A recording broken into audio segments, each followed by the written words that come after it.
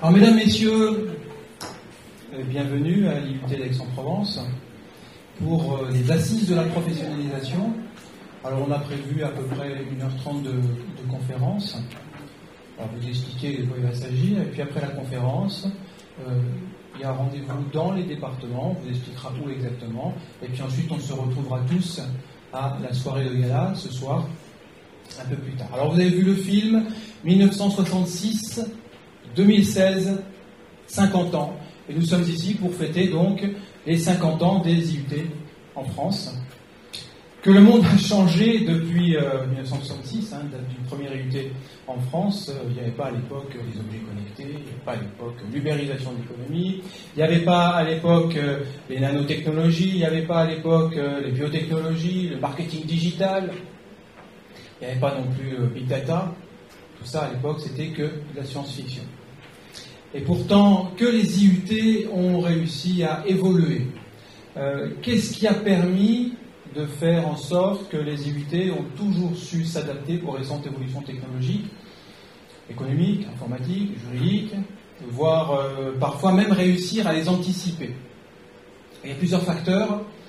Un des facteurs clés, c'est la recherche appliquée, objet de ce qu'on va vous raconter aujourd'hui. La recherche appliquée, parce qu'il y a dans les IUT des enseignants-chercheurs. Alors, il faut savoir que dans les IUT, vous avez des enseignants vacataires, professionnels, dont certains peut-être parmi vous font partie. Vous avez des enseignants qui sont certifiés et agrégés, et vous avez aussi des enseignants-chercheurs qui travaillent dans des laboratoires de recherche, universitaires ou CNRS, pour une partie de leur temps. Un point qui semble relativement important, c'est la recherche appliquée. Alors on va assez rapidement revenir sur ce principe de recherche appliquée. Il y a un deuxième point qui me semble aussi fondamental, c'est la pluridisciplinarité. Alors, pluridisciplinarité des enseignements, pourquoi ?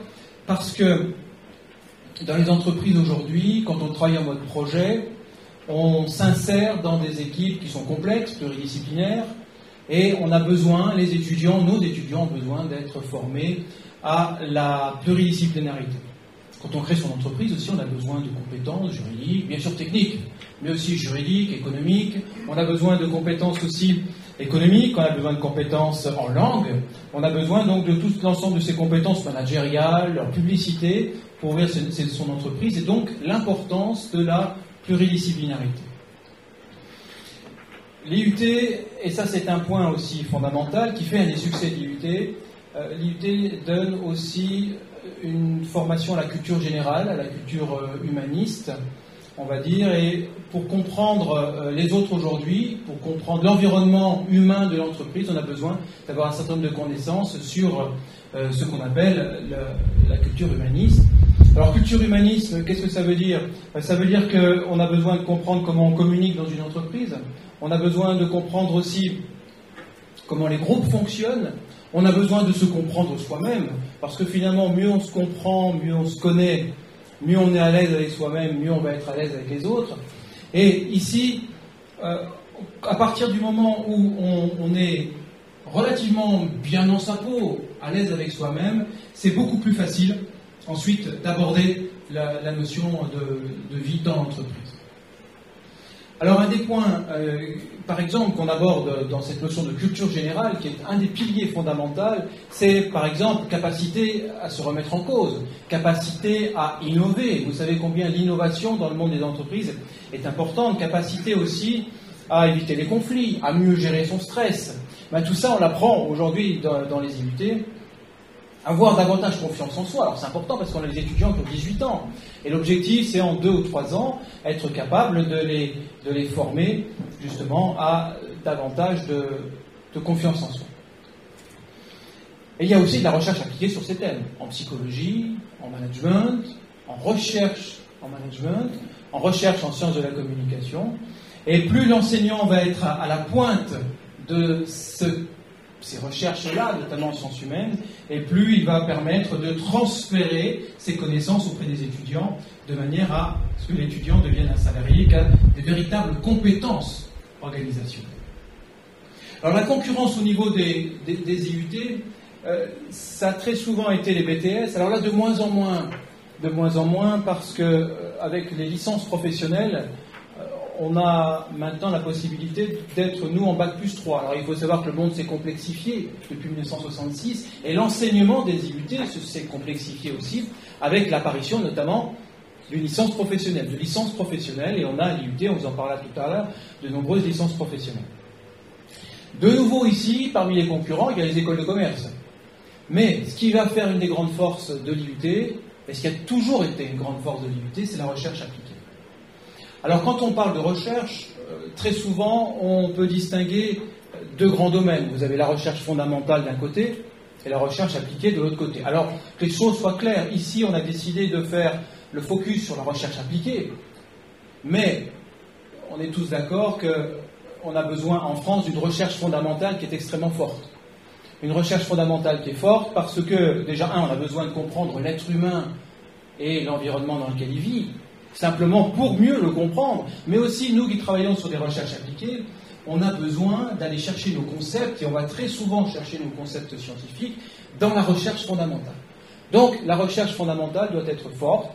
Ceci dit, ici, le focus est sur la recherche appliquée, et il est vrai que lorsqu'on travaille en recherche appliquée, eh bien, ça permet d'insérer très rapidement les étudiants dans le monde du travail et de manière à ce qu'ils soient directement opérationnels. L'IUT a été précurseur depuis des années, depuis sa fondation, d'un certain nombre d'innovations dans les entreprises. Et aussi, on ne s'en cache pas, depuis les années 70, les IUT revendiquent ainsi un rôle de catalyseur d'innovation dans les entreprises. Dans la mesure où on a su développer des systèmes de transfert des compétences qui proviennent notamment de la recherche appliquée dans le monde des entreprises, on peut dire que l'IUT a porté sa pierre à l'édifice de l'innovation dans le monde des entreprises. Et grâce à la recherche appliquée et au système de transfert de compétences, on peut dire que l'IUT a joué un rôle actif donc, dans l'innovation performante des entreprises en France, dans leur développement et dans l'accompagnement socio-économique du changement des entreprises et plus généralement de l'innovation en France. Dans ce séminaire, ici, on va vous parler de recherche appliquée. On va vous parler de recherche appliquée. À l'IUT d'Aix-en-Provence, il y a un grand nombre de chercheurs qui, pour certains, sont parmi les meilleurs chercheurs mondiaux dans leur discipline, de haut niveau, internationalement reconnus, qui publient dans des revues scientifiques de très haut niveau. Et certains de ces chercheurs vont donc venir vous expliquer ce qu'ils font en dehors de leur enseignement, chose que les étudiants connaissent un peu moins. Alors l'exercice est difficile parce que pour les chercheurs ici, arriver à simplifier ce qu'ils font, c'est assez compliqué. Alors on a plutôt l'habitude en général de travailler et d'expliquer ce qu'on fait devant des publics avertis, devant des pairs. Ici, on va essayer vraiment de simplifier. En général, on a l'habitude de parler relativement longuement. Ici, on va faire très court. Donc c'est tout le contraire de ce qu'on fait habituellement. On va vous parler dans les moments qui vont suivre, on va vous parler de distribution, de grande distribution, on va vous parler de logistique, on va vous parler de big data et d'informatique, on va vous parler de management, de GRH, on va vous parler de marketing digital. Donc tout ça, c'est parmi les recherches qui sont faites à l'IUT d'Aix-en-Provence.